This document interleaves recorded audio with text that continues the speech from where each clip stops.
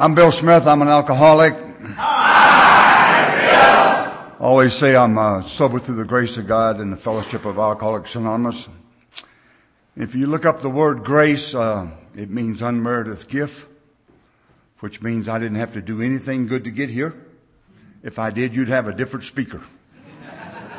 I want to thank John for asking me. I'll let you know in about an hour. I never know what I'm going to say. I don't have a canned pitch, and I hope I never get one. I work out really hard. I got diabetes other than these other diseases and some more. I just found out I got a heart problem, and he told me to keep doing what I'm doing, and then I asked God to show up. And not only do I ask Him, I beg Him. I asked Him not let me be a phony. Please don't let me exaggerate nothing. Let me touch the one guy that I'm supposed to be here for. I tell a story about a little kid walking on a beach. And he's thousands and thousands of starfish. And he's picking up a starfish and he throws it in the ocean. Picks up another starfish and throws it in the ocean. Guy sees him doing it. He says, listen, kid, there's thousands and thousands of these things. You can't make a difference. He said it made a difference to that one. And so that's what happened. You guys touched me and it made a difference to me. I got this loving God in my life that keeps His arm around me. He's got a big white light around me. And He has to stay really close to me. He has to stay closer to me than He does most people in AA because I'm more screwed up than the rest of them. When they go to these conferences, this is what it sounds like. This is not what the speakers say, but what it sounds like. It sounds like, I got sober. I make $8 million a week. All of my kids are president of the world, and I make love 4 times a day. Well, my life ain't like that. I got a brother with leukemia. Let me tell you how I got here. I had a lady who was supposed to come over. I got an old lab, yellow lab. He's on the way out. He's almost 13. And she was supposed to come over and take care of my house and my dog. And at 8 o'clock Thursday night, it's no call, no show. And I called the kennels and they wouldn't take him. So I'm supposed to be at the airport at 4 o'clock in the morning and I got nothing going on. And I thought, oh my God. 3 days before that, I have a daughter who lives in the street. She's 38 years old and her name is Debbie. If you want to put her in your prayers, I'll appreciate that. 3 days before that, she stayed at her mother's house. She sleeps in this little car. Thursday, I spent $600 fixing this car up so that she's got a place to sleep. And so I got on she got a little answering thing and I called it and I said, if you get this message within the next 20 minutes, please call me. I'm in trouble. And 3 minutes later, the phone rang and it was her. And I said, are you drinking? She says, no. Are you straight? She said, yes. I said, you need to come over because I need somebody to take care of the place. And she come over and she laid down and she couldn't breathe. And she's so sick and I give her some money to go get some breathers. So when I left, she was gone, and I hope she took care of the house. And somebody said, did you call? And I said, no, there's nothing I can do. That's God's job. That's not mine. So that's how I show up to you. And I show up, and the only thing I really do good in Alcoholics Anonymous is I do a lot of Alcoholics Anonymous. I still do 7, 8 meetings, 9 meetings a week. I go to the prisons second Friday of every month. I show up to Mojave Jail every Wednesday at 1:30. I go to Skid Row Detox on Monday and Friday with my sponsor. There's a Samaritan House next door where they house 43 guys. I'm there twice a week. I do a big book study when I'm in town on Sunday at the homeless vet center where we house 300 homeless vets. So what I do in Alcoholics Anonymous good, if you're new here, I show up. And that's the only thing I've really done good in AA. Everything else I've goofed up. But I show up. And I figure if you throw enough at the wall, some of it will stick. So I just do a lot. The guys that do it good, they don't have to do as much. And if you don't do it good, just join my group. There's a whole bunch of us. We don't do it good. So we just do it a lot. I don't speak for Alcoholics Anonymous. I don't claim to. I don't claim to know a lot about this disease. But if I told you anything that I didn't believe in, then I would be feeding the purpose why I'm here. And there's a lot of speakers, especially a guy in Florida says, if you listen to me, you're doomed. And so I told my sponsor, and he said, just keep doing what you believe. I said, okay. I believe it's a threefold disease. You hear people say they're born in alcoholic homes and all that. I had absolutely no reason to drink. You could not have been raised better than me. I was raised by two loving parents in the deep South. I'd never seen them drink. I never heard them cuss. I never seen them smoke a cigarette. I had to open the doors for everybody. I didn't care what color you was or who you were. If you were older than me, I had to say yes, sir, and yes, ma'am. And if I didn't, I felt a little thing on the back of my pants. You know, I was raised right. I just turned left. You know,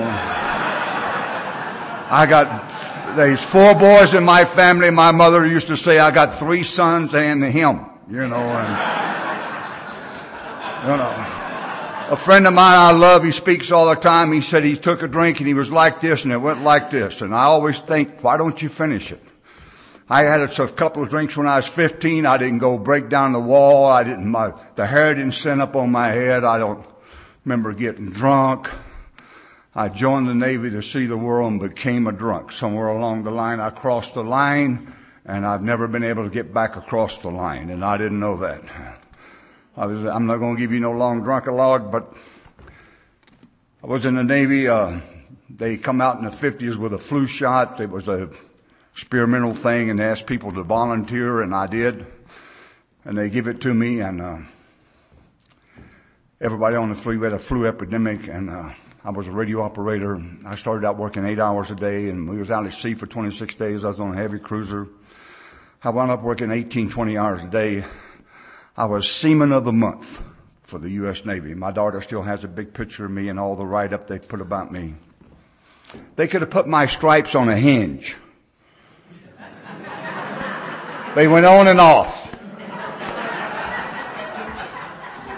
I went in with little white stripes, went up a second class petty officer and came out with little white stripes. And a lot of things you can do in the Navy. You just can't miss the boat.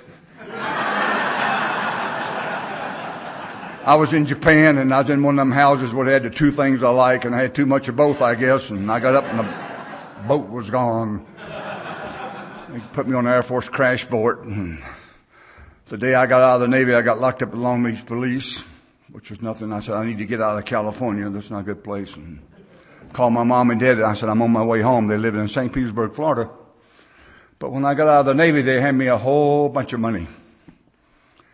And 56 days later, I showed up in St. Petersburg by the way of Chester, Illinois. Took the long way around, and I remember it was in Chester, Illinois, and they still a 51 Mercury somewhere sitting in Chester. I called my dad and said, if you send me $56, I'll get a bus and come home. I'd run out of everything. I met her back there in Illinois, and we hooked up for 2 or 3 weeks. You know, true love. And showed up in Florida and went to work for General Electric. Got a really good job, and if you missed 5 days or they fired you. I missed 28. They wouldn't fire me, so I just quit. I just everywhere I was, I didn't where I wanted to be, and went to work on a commercial fishing boat, and I thought I'd found heaven. They was all drunks, and they fired me. And I went and told my mom, I said, I'm going to go to, I think a guy kept telling me, why don't you go to Las Vegas? They got 24-hour bars and a lot of showgirls. I said, boy, that's not a bad combination there. And I went and told this little gray-head mom of mine that had a 3rd grade education. And you know, my dad's crippled. He's 5'1.5". Let me tell you about my family.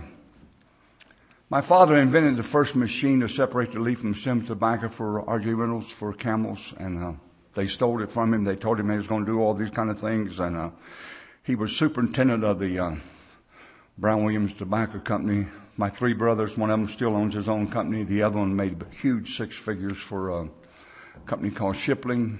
He was the youngest superintendent that Minneapolis Huntsville ever had. David put in the airports for the federal government. And at the age of 28, I'm walking up and down Fremont Street with everything I owned in a carnation box. We was all raised the very same way. They don't have alcoholism. I'm one of those people that believe that alcoholism is part of this is the way I believe. In the front of the book it says we are 100 men who are hopeless of mind and body. And in the 4th step it talks about that. It says not only am I spiritually sick, but I am mentally and physically ill, which means there's something wrong with my mind and something wrong with my body only when it becomes to alcohol. There's something different about me, Sammy, David, and Joe. If you watch them drink, you can tell it right away. Because they have one of them won't even drink at all. The other two won't have two. My drink of choice is more. I don't know what yours is, but mine's more. And I didn't know that was part of alcoholism. And I joined the Navy. I got out of that Navy and went down there and told my mom, I said, I remember my dad one time, my brothers used to get me out of jail. They got me out of jail one time in Madeira Beach. It wound up being another city. I had the wrong city for years, so them tapes, I don't say that no more. But I was trying to tell the truth. I thought it was. But they come and got me, and we drove about 2 blocks from the jail, and I made both of them get out of the car, and I told them if they didn't, I would told them what I'd do to them, and I left them standing on the side of the road and drove off. I can tell you the next time I called, they didn't come. And I remember one time, my father used to say, listen, when you do this thing that you do, and nobody hears from you for 2 or 3 weeks, will you please just pick up the phone and say, Mom, I'm okay, and hang up. Call collect. Because after 2 or 3 or 4 days, she starts, has anybody seen Billy? Does anybody know where Billy was? Has anybody?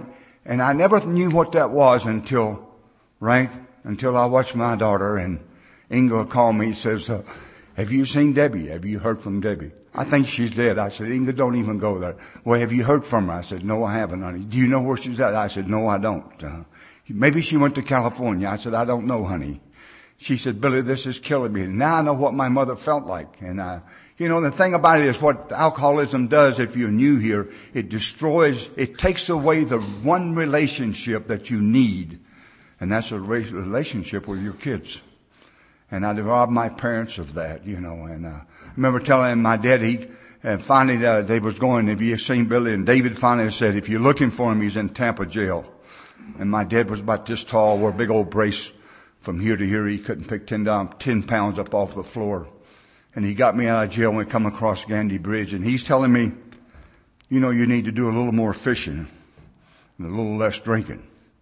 And I'm thinking, how in the world do you fish if you don't drink? Well, I found out after I sober, went to Alaska and everything, you can do a lot better.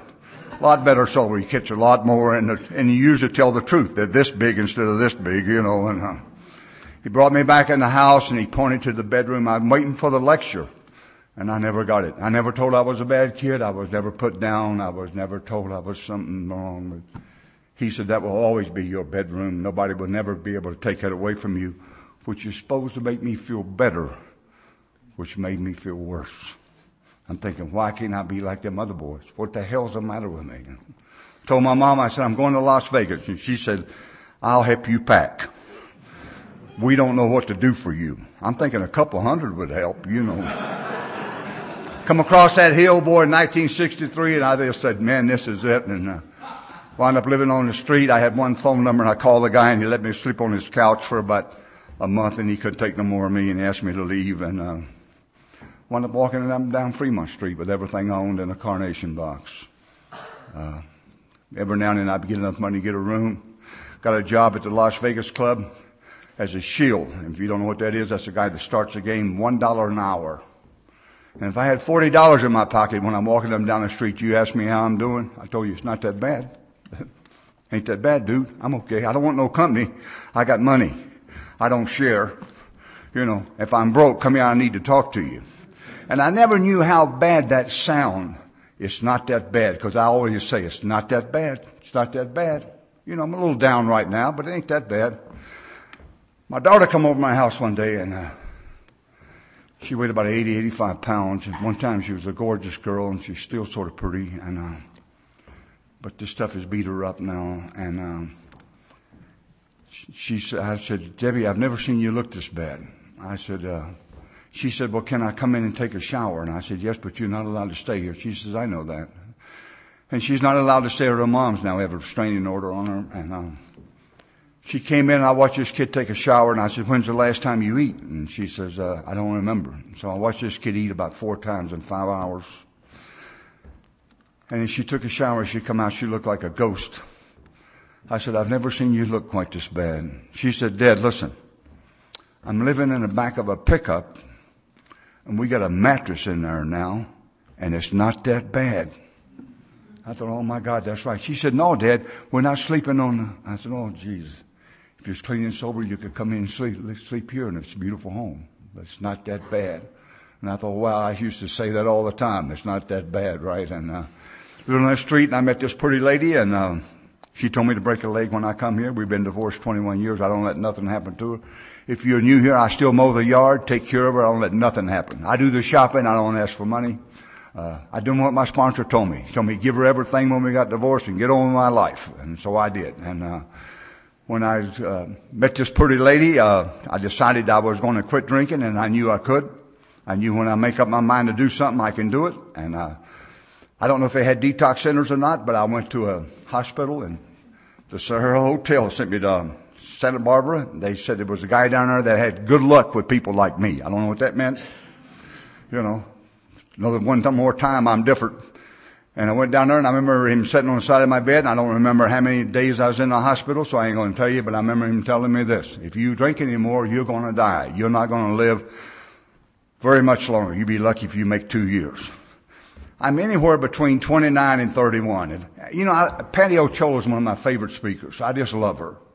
And she said something one time that just blew me away. She said, if I knew my past was going to be that important when I got sober, I'd paid more attention to it, But I didn't know it was going to be this important for me to remember everything that happened. So what I'm trying to tell you is I'm trying to give you the best thing of what I remember.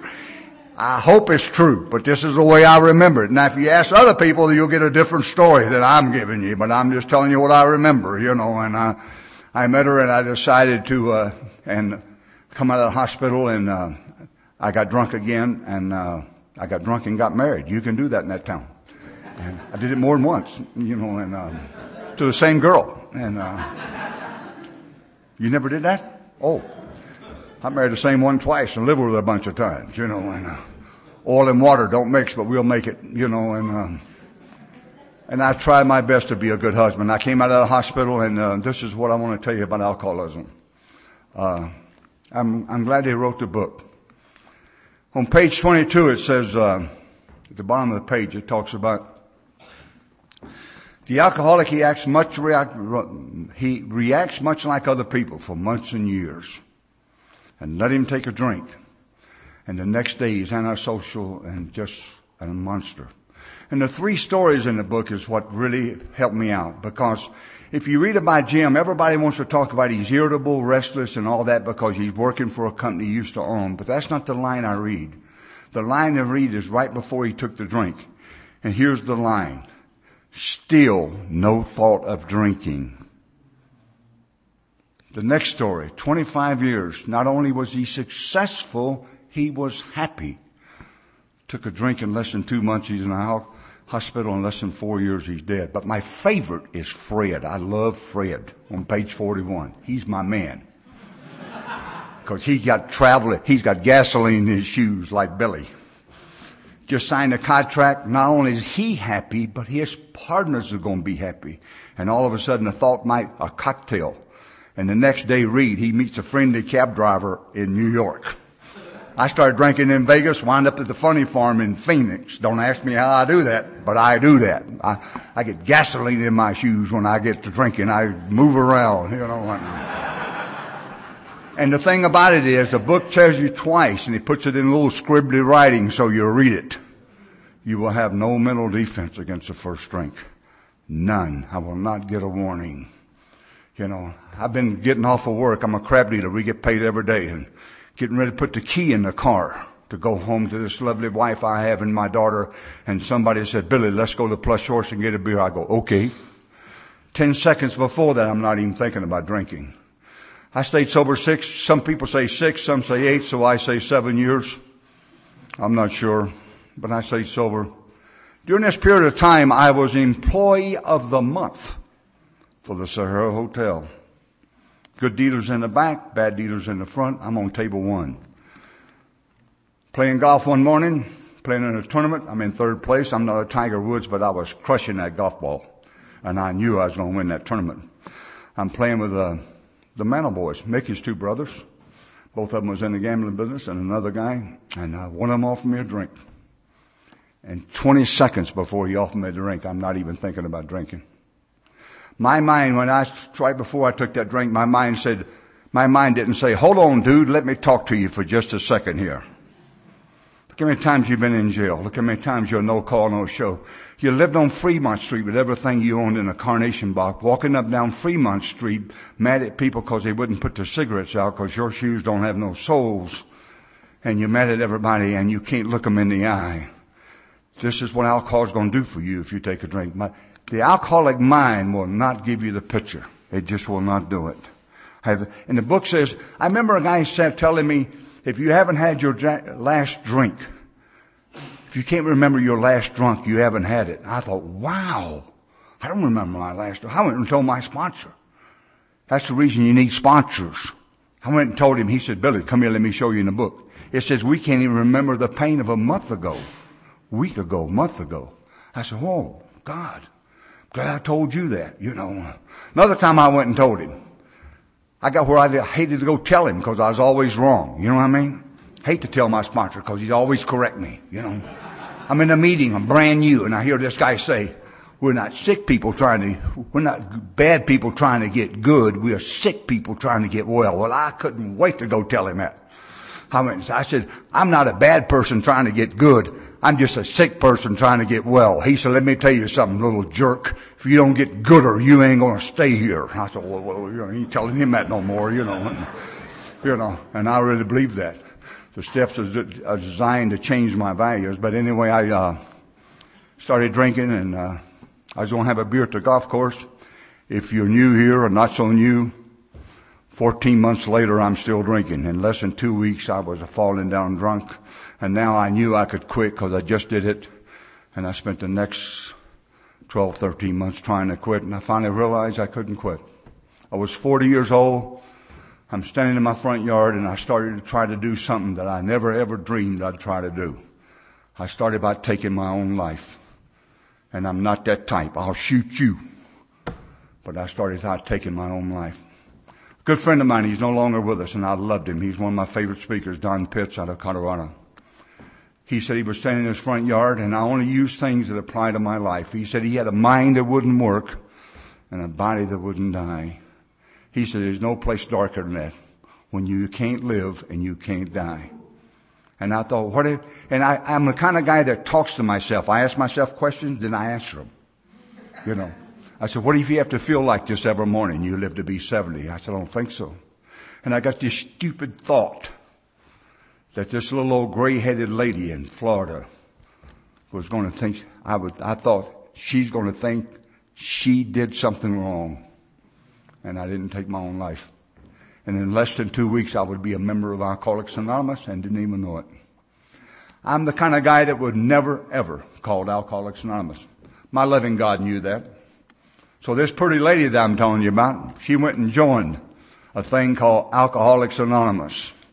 She ain't a bit more alcoholic than I'm this building. I asked her later on, why did you do that? She said, I knew you loved me. I thought you'd follow me there. I said, I loved you a lot, but that's A&A. You can't drink. I ain't going there. I don't love you that much. You know what I mean? Not A&A. 1975, she'd sort of shut the drunk out of the bedroom, and that bothered me a lot. So she told me, this is what I remember. She told me she was going to take me to a dance in 1975. And by the way, my sobriety date is October the 18th. We think 1975. And went to this roundup, and I took a shower, put some smelly stuff on. I figured if I danced with her a couple of times at this dance, old Billy might get in the bedroom. And I'm here to tell you that Alcoholics Anonymous worked. And I loved AA. Right from the start. And then I don't know why you come here. I don't think it makes any difference how you get here if you fall through the roof. I don't care how God gets you here. If you're alcoholic and you're sitting in the rooms of AA, there's nobody in the world as lucky as you are. And so I went to this roundup, and the weird thing was I wasn't even listening. Here's the key. I can still tell you who the speakers were and what they said. was Johnny Harris, was Father Hillary, Tom O'Sullivan, Nancy Stewart. I remember Father Hillary saying, we don't care why the mule got in the ditch. Let's just get him out. I thought, I punched this guy. What the hell does he mean by that? So we don't care why you're alcoholic or how you become. Let's just do something about it. I said, well, if I was an alcoholic, I probably would, you know. And there was a guy there who knew me from the streets, and a little Irishman, and I hated him. I hated him when he was on the streets. I hated him when I worked with him. He was a crap dealer. He was a nasty little Irishman from Boston. He's a Yankee anyway, so he's already got 14 marks against him, you know, and followed me around all weekend, giving me coffee, telling me I could do this thing, and they told me he hadn't had a drink in a year and a half, and I said, you know, I just thought, I know you're lying, because I know him. He can't go a day and a half, much less a year and a half. And I found that was true. Told me he hadn't had a drink in a year and a half, and that really amazed me. And I went all weekend, and this is what I hope happens this weekend. I hope, and it's been a great conference and great speakers, and I hope one of us turns your light on. That's all I hope happens. I hope, it might not be very bright, but I hope we turn it on. Just turn the pilot light on. Get it started. And I didn't even know you people did that for me. I didn't know that. I come home from work a couple of nights later, and I walked in the house, and I told Inga, as soon as you fix supper, I don't even know where this come from. I do today because it's a loving God of mine. I'm going to an AA meeting. I never seen her fix supper that fast in my life. Eat.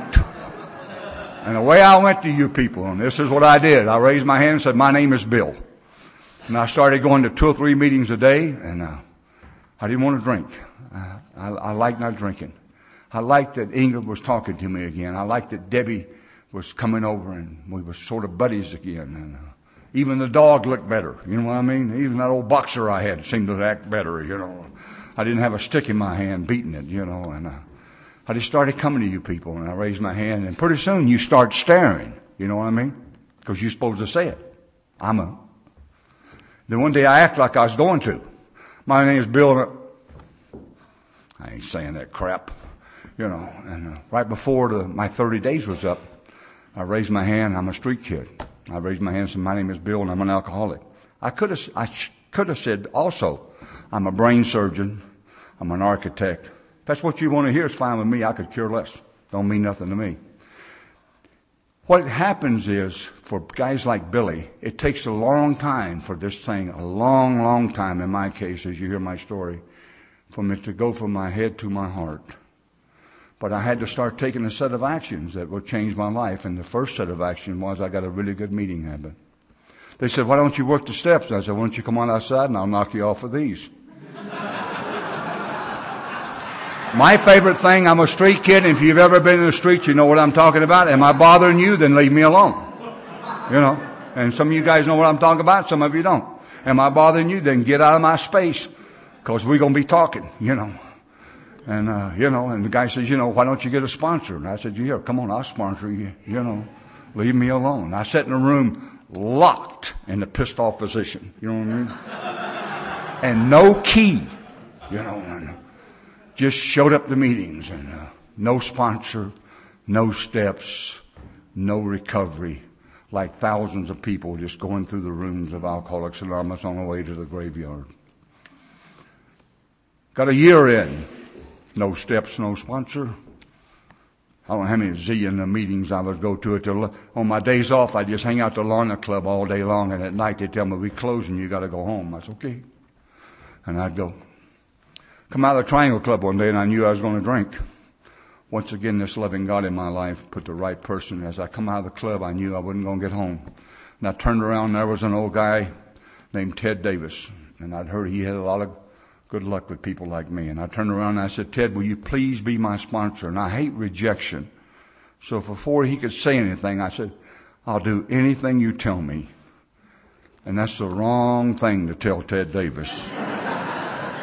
He says, okay, be over at my house at 1:30 this afternoon. I said, I didn't mean today, Jesus, you know. He said, Billy, I said, okay, Ted, I'll be there, you know. And I told him, I said, I need to work a 4-step. He said, Billy, you just show up to meetings. You pick him up and take him over there. And he says, this is what I want you to do. I want you to go on the 12-step list. And I said, what's that? He says, you go pick up alcoholics and you bring them to meetings. I said, Ted, listen, I'm not a real alcoholic. I'm not what the book talks about. Jesus. He says, tell them that. They'll like that. Yeah, tell them that. I said, Ted, you don't understand. I am so angry. I want to tear their face off. He says, God, tell them that. Boy, they're going to love you. He says, here's what I want you to do. I said, what's that? He said, Billy, just be yourself. Let them see what you are. Don't try to be something you're not. You know, and 31 years later, trying to be Billy. Just be the best Billy I can. You might not like it, but I look in the mirror and I think he's all right. You know, I know he ain't no 10. I know that. But he might be a 1.5 or 2, and that's better than a -10, I'll tell you that. So I just tried it, and I started doing that. And I started picking you jerks up, get in my car, in my old van, and you would start telling me, when I start drinking, I can't quit, and I don't stop, I can't stop, and I know I'm alcoholic. I said, you know, I'm thinking, shut up, you know. Finally, I heard enough of you say that. Isn't that weird? That's all it says on page 44, top of the page. If you start to drink and you can't control it, and if you've ever really tried to quit and you can't quit, then you're dealing with a disease, and it just give it to you, that only a spiritual experience can conquer. And the steps to me is designed to do one thing. Keep that drink pushed down far enough that I don't pick it up. It's always there for the alcoholic. It's not if I drink again, it's just when. And I've watched over the years so many people quit doing this process. And most of them don't go drink. Most of them commit suicide. Some of them drink and they can't get back, you know. And finally one day I told him I'm trying to do the 4th and I can't do the 4th, and really didn't believe in God, and I wouldn't pray. He told me to stick my shoes under the bed and do some kind of prayer, and I did. If there's anything out there anywhere, I need some help. There was a retreat in Las Vegas, and he told me he wanted me to go, and I said, okay. And it was Father Don Lynch, and the whole weekend, and he just changed my whole life. You know, I don't know if you've ever heard the story about the lamplighter. There's a lamplighter in England, and at night he goes and lights these lamps, right, at night. And you can look back and see where the lamplighter's been. You can see every place he's been, every light he's lit. But if you look ahead, it's dark, there's nothing there. And I can look back over my life and see everywhere where God has always put the right person in my life at the right time. It's amazing. At 9 months sober, I walked into the beer bar. I'm on my way to an AA meeting to get a pack of cigarettes. I was still smoking. I walked in and I ordered a drink. It was the only bartender who in Las Vegas who knew I wasn't drinking. And Billy looked at me and he said, Jesus Christ, Smitty, I thought you was off this crap. And I started shaking. I said, Bill, I'm on my way to an AA meeting. God, I want a pack of cigarettes. Oh my God. You know, I go to the meeting, I tell this guy, and the guy says, ain't nothing. I thought, maybe not to you, jerk. So I went and grabbed Jimmy, and I said, Jimmy, you won't believe I said, am I that fragile? He said, oh yeah, you are. You got an alcoholic mind. He said, let me ask you a question. I said, go ahead.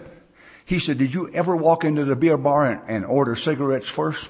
He said, your mind was doing what it always did. As soon as it went in there, you might have ordered cigarettes, but not first. Give me a drink. And then you order something else. But you order. I said, Jesus. He said, isn't it a good thing that God was watching over you? And he sent you to the one bartender who knew that you wasn't drinking. I said, God didn't have nothing to do with it. It was Billy the bartender. He went, Jesus, Billy. What if you'd have went to another bar? I said, I'm going outside. Right. The guy would have served me like I always did, just not even knowing, ordering a drink. And went to this retreat and come out, and just the 4th step just flew on this paper. It was amazing. And my sponsor said, when are we going to do the 5th? And I kept saying, I'm not done with the 4th. This went on for over a year. Finally, one day he said, when are we going to do the 4th? I said, 5th. I'm not done with it. He said, listen to me. Go bring me what you got. I went home and got that crap. I had it hid because I didn't want her to see it. And I looked at that stuff and I never added another word to it. I just didn't want to tell another human being. I'm in the back of the Triangle Club, and about halfway through this thing, it took like 3.5, 4 hours to do this, about halfway through this thing, and I looked at him and I told him, I can't believe that I'm telling you all this stuff. He said, don't you understand why? And I said, no, I don't. He said, Billy, you trust me. And I thought, that's right. I do trust you. And to this day, I trust Ted Davis. You know what I'm saying? And I couldn't believe I just went through it. And when we got all done, he said, I don't want you to go home, but I want you to go out because I was having marriage problems. I'm getting ready to get divorced. He said, I want you to go out to the park and I want you to go over everything we said. And he looked at me, and I don't know if he tells everybody that or not, but he said, this is one of the most thorough 4 steps I've ever seen. And I said, oh my God. And it says in there, the better you do it, the better you can do the 5th, the better life you're going to have. And I tell you something, if you're new and not so new, I've did step works, and I've had guys come and tell me secrets that they've never told their sponsor. I said, do yourself a favor. Go tell your sponsor. You'll have a relationship with your sponsor that you'll never dream of. And I've had them write me and tell me it came true that they'd go tell him. And I would tell Ted anything. I could go tell Ted right now. I said, listen, Ted, I just found out I'm gay. He would go, okay, we'll just find some gay meetings. He wouldn't say, how the hell did that happen? He wouldn't put me down or nothing. He'd just say, okay, we'll just find some meetings, and he's always been like that. He never, he told his wife one time, said, how would you like to have a pup out of him? She said, we'd have to drown it if we did. So I didn't. And what happened when I went to the park, this is what happened. And if you're new here or not so new, and maybe you're in your first 5 years and you still got that big hole in your gut like I did, the steps are designed to do this. Each time I've done the steps, what it's done is make me a little closer to my Creator. I come to believe and trust a little bit more in my Creator. Not all the way, but just a little bit more. And there's a lot of difference between faith and trust. A lot of difference. You can have faith in something. And the way I describe it is, my sponsor did this for me. He said, because we had a circus act in Las Vegas. It's where a guy rolls a wheelbarrow across a cable in the circus. Rolled a wheelbarrow across this cable. And he said, if you watch him, you have faith he can do that. But if you trust him, you're getting a wheelbarrow. And there's a lot of difference standing there watching him do it and getting a wheelbarrow and thinking, wow, I hope he pushes this thing all the way across. And what I had to do was get in a wheelbarrow. And I've been in a wheelbarrow ever since. And the closer I get to this loving Creator, and each time what it does is it gets me there. Then when I wrote my character defects, and it was one on there that really bothered me. And and we the agnostics, if you read it sometime, I tell guys, take a pencil, and every time when you read the we to the agnostics, just put an X every time Bill talks about prejudices against religion, against colors. And I was prejudiced and I didn't even know it. And I don't want to be like that no more. So I started telling this loving God of mine, please help me with this thing. And one day Jerome called. Turned out to be the best friend I've ever had. When I got it in the 4th column and I got over in there and I wrote down that I was prejudiced, and he said to me, well, QB Bush is your friend. I said, yeah. He's always been my friend. Well, he said, he's black. I said, well, that's right. Jerome is your friend. I said, yeah. Well, he's black. Arthur's your friend. He's Spanish. I wasn't prejudiced. I just would put it on the race when something happened instead of in individuals, instead of judging people just the way they are. And I'd act like I was generous, and I wouldn't. So he told me one time when I was going through the second divorce, and back in the one, he told me to give everything to my wife. We had a beautiful home paid for. She still lives in it. And a big pool, cut-in jacuzzi, cut-in barbecue. The whole backyard is cool decking. He said, give her everything and get on with your life. I said, I'm entitled to something. He said, yeah, your life. He said, Billy, I'm not worried about you, but I'm worried about her. I want to make sure she's okay. I drove by the house about a couple of months later, and the yard was up, and it just looked like crap. And I went, yes. But I have a big mouth.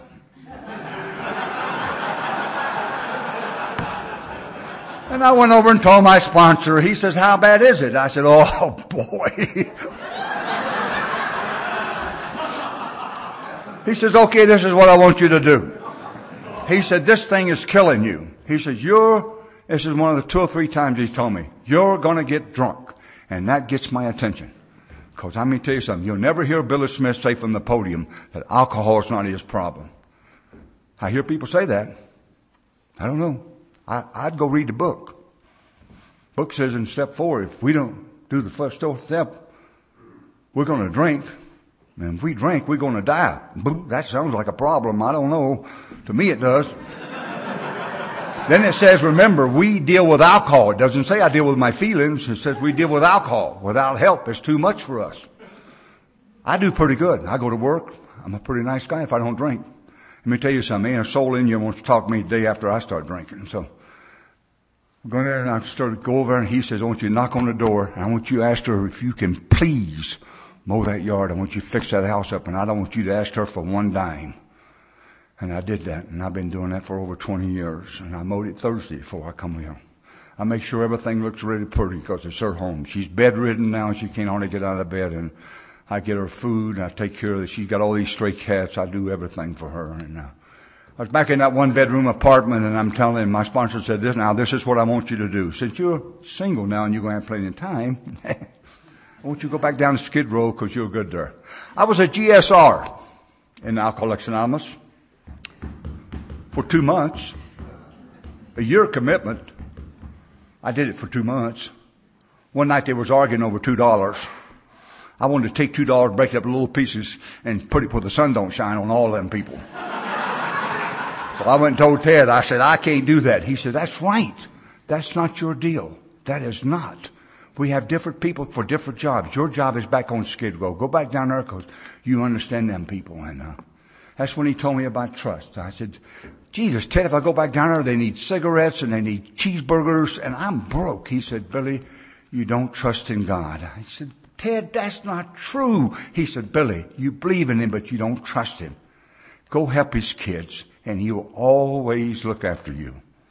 Let me tell you something. They started promoting me so fast at Cedars I almost lost my job. Hey, isn't that weird? They could have said I'm fired and I could have handled that. And they kept promoting me. I went in early. I went in 30 minutes, 45 minutes early every day.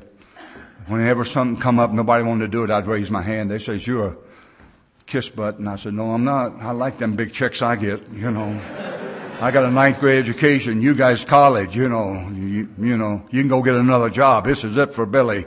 You know, they made a special rule where I could be pit boss because of 25 years experience. And, I went in one day. I was still a floor man, a supervisor, and, they had a problem upstairs and, somebody said, one of the pit bosses got sick and, somebody said, why don't you call downstairs? Billy's probably here. And Danny, the boss, said, it's only a little after 5. He don't come in till 6.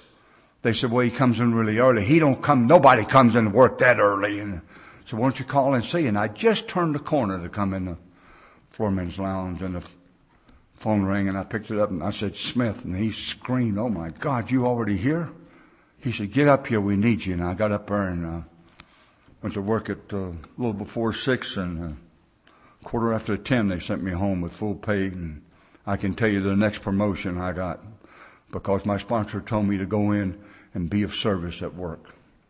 And I learned how to do that. When I left the Riviera, I was 6.5 years sober. And the only reason I left there because it's the worst paying hotel in Las Vegas. And I got a $15,000 raise just walking into Caesars. They give me a little piece of paper that I still have. And all it says is good for rehire. I've never had one. I'd never left a job that I could go back to. I give the Sahara 2 weeks notice. They said, you can leave right now. We don't need no more of you. I thought, that's not very nice. I'm trying to be nice to you jerks, and over the time, and there's just this process, and then I got all these guys in my life, and, at 15, somewhere between 10 and 15 years sober, I turned the corner. I tried to get my family back in my life. After I got sober, when I made my list, I had my ex-wife on top, then I had my brothers and a lot of people. My list was long. And it's about relationship with other people. But then you have to look at my character defects. And when you get over into the 4th column, if you really look at the 4th column in the 4th step, I can see where I caused everything. I really can. It's just even with my ex-wife. I left her alone. And she started gambling and blowed everything I got. She figured she blowed my money. It says we step on people's toes and they retaliate. And she figured that would really make me mad, and it did. And to get even, and, my sponsor says, thank God for my sponsor. He said, I want you to give you half your vacation to your family here in Vegas, and I want you to give half your vacation to your mother and your family in Florida. And I go call my brothers, and they say, Mom, say you're doing good, click. So I went and told my sponsor, I said, you can say what you want to, but my brothers are assholes. He said, go home and look in the mirror. You'll see the one in that family. So I did. There he stood. He said, this is what I want you to do. I want you to start writing them letters and cards. So, you guys from Montana, I'm a Vegas boy. We do it a little different. I started sending my nieces cards, telling them from their Uncle Bill. And I started slipping $50 bills in my nieces' cards. And I became my niece's favorite uncle. And my nieces started talking about their Uncle Bill in my brother's houses. We don't care what you think of Bill. We think he's okay. And I went down there one time and I called Bobby and I said, I'm going to be in town for 11 to 12 days. I'd really like to take you guys to dinner if you want. And he said, okay. And I'd like to tell you it really turned out smooth, but it didn't. And over the years, when I was 10 years sober, my brother looked at me and said, we never told you how proud we were of you. I said, took you 10 years to tell me that? He said, Billy, you drink, that's what you always do. And I said, that's true. But maybe with this thing I'm doing, maybe I won't have to drink no more. 18 years sober, they all sat in my house and laughed and started talking about all the things I did to them and all the crap I did. I got tired of hearing it. I heard stuff I didn't even know I did. And I'm sure I did, but I didn't know I did it. And I looked at them two wives and I said, do you believe these guys? She said, no, darling. We love you. You're our man. We don't care what these two boys say. And both of them wives like Billy. At 18 years sober and then at 25 years sober, I got a letter from my brothers telling me I was the greatest brother anybody could have. Let me tell you about what happened on my 30th birthday. I have a brother, Bobby, that I love more than anything in the world. I have two more brothers. One of them's gone because of diabetes. And Sam, he's my brother. He's Beethoven. I'm hillbilly. He's a genius. I'm an idiot. But me and Bobby, we NASCAR nuts. And we on the same page, me and old Bob. We'd be friends if we wasn't brothers. Call me in the pit one time. I'm in the pit and it's just huge busy. And they said, you're wanted on the phone. And I'm a Earnhardt idiot. I got a whole room of this stuff. All my AA stuff and all my race car stuff. Went out and drove that race car. I was the oldest guy out there and had the fastest lap. You know, I figured, where am I going? Might as well see what this thing will do. You know, I'm in the pit and they said, you're wanted on the phone. I said, just take the message. I'm really busy. I can't take it right now. They said, it's your brother. And I thought, oh my God, something happens. I said, give it to me. And he says, nothing's happened, but we got 3 tickets to the Daytona 500. We want to know if you can come. I said, hold on, my boss is right here. I said, buddy, listen, my brother just called. I got 3 tickets to the Daytona. We are going, right? He said, yeah, tell him you're coming. Isn't that weird? Earnhardt raced that thing 20 times. And that was the year he won it. I know it was just a coincidence. God didn't have nothing to do with it. You can believe like that, but I don't. I think he watches Billy all the time. I think he said, you know, and anyway, these brothers of mine, and for my 30th birthday, Bobby's got leukemia. He just sold a big home on the beach, big home, a lot of money. He's sold it last week. He's building a little home 5 minutes from the hospital.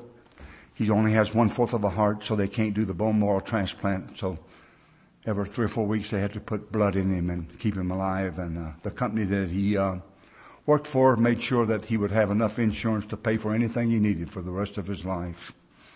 And he was going to come out and move with me, but he was afraid because of the doctors. And he went to the doctor, and he kept going to the doctor. And the doctor, he says, as soon as you tell me I'm going to go out and see my brother in Vegas, I want to go to Vegas again. And he went to see his brother. He went to see his doctor, and the doctor says, I might let you go to Vegas.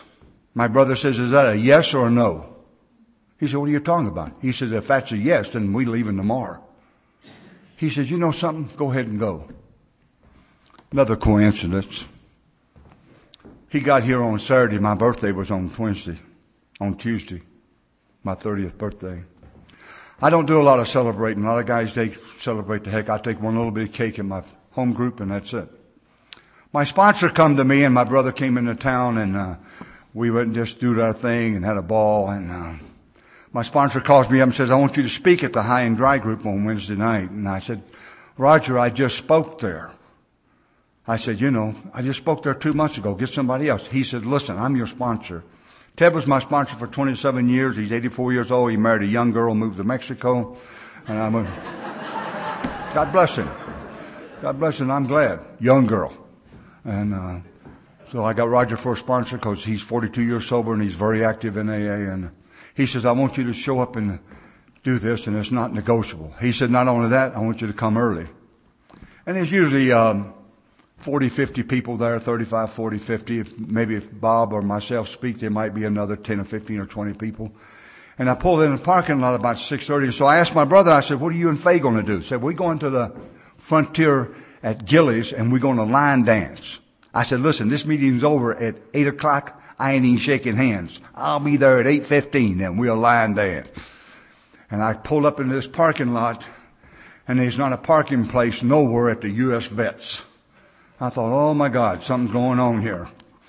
And I walked in and opened the door, and there's like 250, 300 people inside this vet center, and they got perfect 30 all the way around this huge building. And there stood my brother and his wife. Donna, this lady that I sponsored, this cop that I sponsored, had cooked up all this Italian food. And my brother said it was the greatest night of his life. He said, we knew you was loved, but we had no idea you was loved like that. See, that's what the people in Alcoholics Anonymous do. They do for things for us to make us whole. See, and when you do the 12 steps, it talks about this. It says, if you put this process in your life, you'll be happy, useful, and whole. I don't know about the happy part, but let me tell you what I need to feel. I need to feel useful, and I need to feel whole, And thank God for sponsors.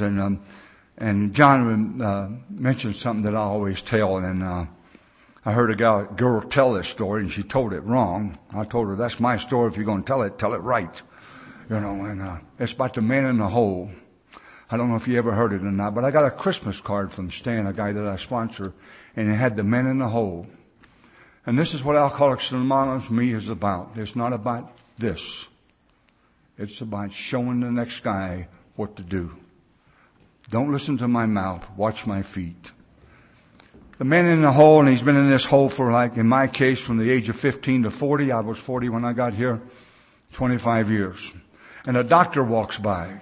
And I yelled to the guy up there, and I said, listen, sir, will you please help me? I've been in this hole for 25 years. Could you please help me? And the guy writes some prescriptions on a pad and throws it down into the hole. And he leaves. Pretty soon a priest come by, and I yell up to the priest, and I said, sir, please help me. I've been in this hole for 25 years, and I can't get out. Will you please help me? And he writes some prayers on a piece of paper and drops them into the hole. Pretty soon my sponsor comes skipping along. I yell up to him and say, sir, I've been in this hole for 25 years. Will you please help me? And my stupid sponsor jumps down in the hole. And I look at my stupid sponsor and I tell him, you're the dumbest guy I've ever seen.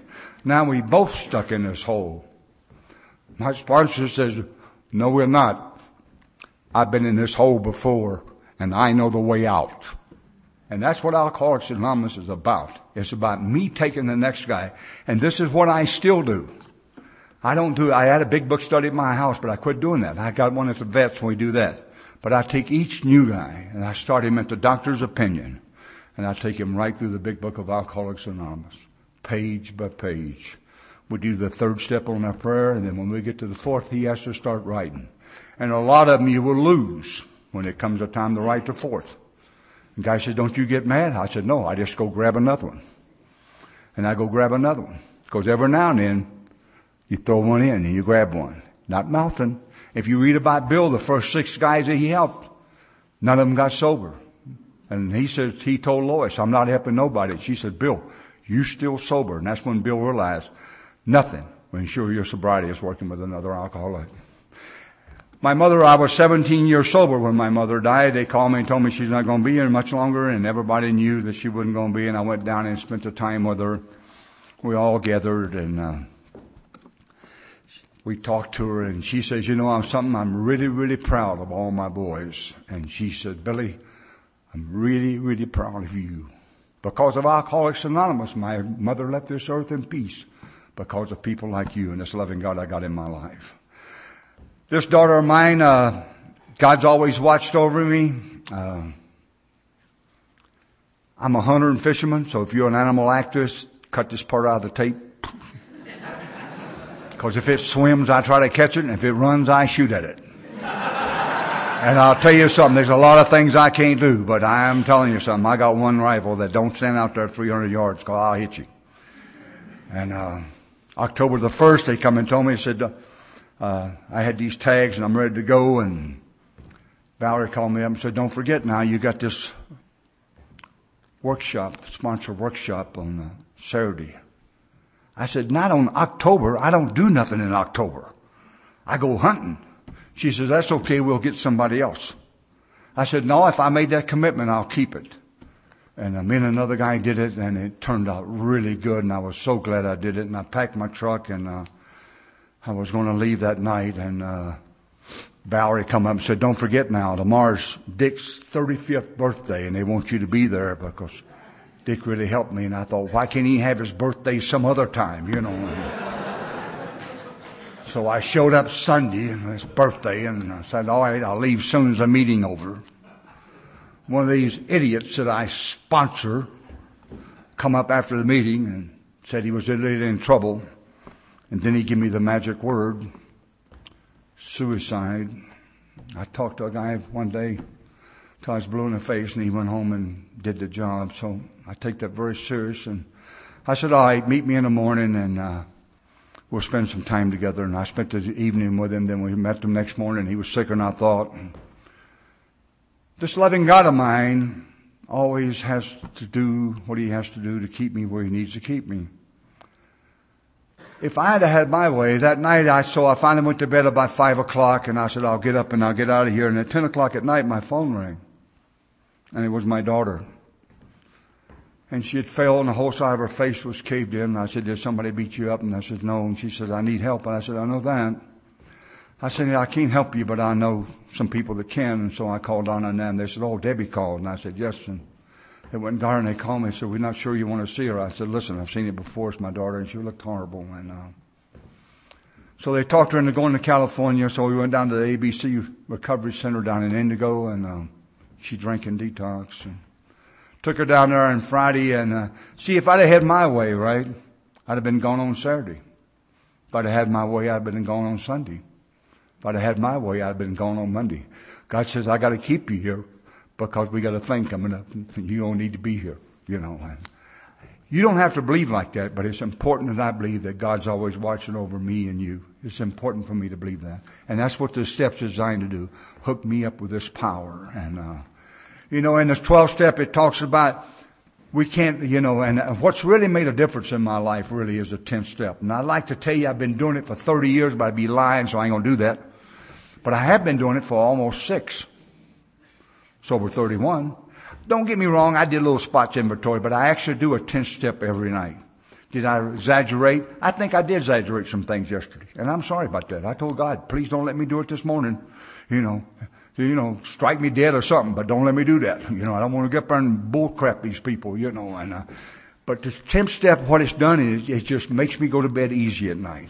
And I see where and the next day I go apologize. Maybe, I said something to a poker dealer. Maybe I lost a big pot because I play in them pretty good limits. And maybe I said something I shouldn't have. Usually when I apologize, I bring $5 chips. I say, here, I'm sorry. That always makes it a little better. Vegas boy, green, But then in the morning, I go to the 3rd step prayer, the 11th step prayer. I do the 3rd, the 7th, and 11th. I don't turn no TV on in my home. I just think about my day. My phone, I tell them guys I sponsor, don't call before 9. Unless if you're standing on a chair with a rope around your neck, you still got 2 feet on the chair, don't call. If you got 1 foot off the chair, call. I'm your man. But I don't get up early. And by about 9 o'clock, my phone starts ringing, then I go to a meeting. And the 12th step says we can't be the good Samaritan every now and then. We be the good Samaritan every day. And so what where the homeless people live, and I know their name. I go ask them. I know one guy, he hasn't had a bath in I don't know how long. And I go up and shake his hand. I always wash my hands after I shake it, but because he's so filthy. But, I always I keep the most cheap cigarettes in my truck, and I always give him a $5 bill and wish him have a best day. And I got these ladies I look for. I know where they live. I go look for them, I got a game that I play. I did this thing. I did a conference in California, the Southern California conference. It's a huge conference. When I got done, I come home and I was going through my suit to get the cards out and the people's stuff to give me, and there was a piece of paper in my suit. And I took it out, and this is the game. It's called the game, and I'll give it to you. If you help somebody and you tell anybody and you don't tell nobody and they don't find out about it, you get 2 points. If you help somebody and you tell somebody but they don't find out about it, you get 1 point. If you help someone and they find out about it and you tell somebody, you get no points. And if you ever tell anybody how many points you got, you lose the game. The game is between me and God. The best compliment I've ever had in my life as I was walking up the Samaritan house one night, as I turned the corner to go into the Samaritan house, there was one of them homeless guys standing there. And this is all he said. There goes a guy with a lot of points. I thought, man, that's a nice compliment in Alcoholics Anonymous. I'm going to tell you about this old lab I got, and I'm going to close this thing down. I got this old yellow lab because I will not run over because I don't want you to use 2 CDs. And I think about you guys too. And I hope you break even or make some money this weekend. And probably won't sell many of these, but I got this old yellow lab, and he's field trained, and now he's coming to the end. But we always go out in the desert. I take him out where the quail and all that crap is. And was out there one day, and the wind was blowing really hard, and he got away from me. And it just killed me. I just found out he's got a bad heart, and I got on this mountain. I looked out across this desert, and there's no yellow lab nowhere. And I told myself he's probably had a heart attack, and I'm not going to leave him out here for these stupid coyotes to eat up, and I'm not going to do that. And I got out, I started crying. I said, God, please help me find this stupid dog, and I need some help. And less than a minute, here come a guy riding a bicycle right in the middle of the desert coming down a path. My God works quick. There he comes. I start screaming and yelling to the guy, and the guy finally says, What do you want? I said, listen, I don't want nothing. I said, but I got a yellow lamb somewhere out here in the desert, and I can't find him. Have you seen one? He says, no, but there's one in the parking lot with no tail sitting by a white truck. I said, holy mackerel, that's him. So I go running back, and there he sat. He's just sitting by the white truck. He doubled back, he lost me, and he's field trained. He went back and sitting by the truck.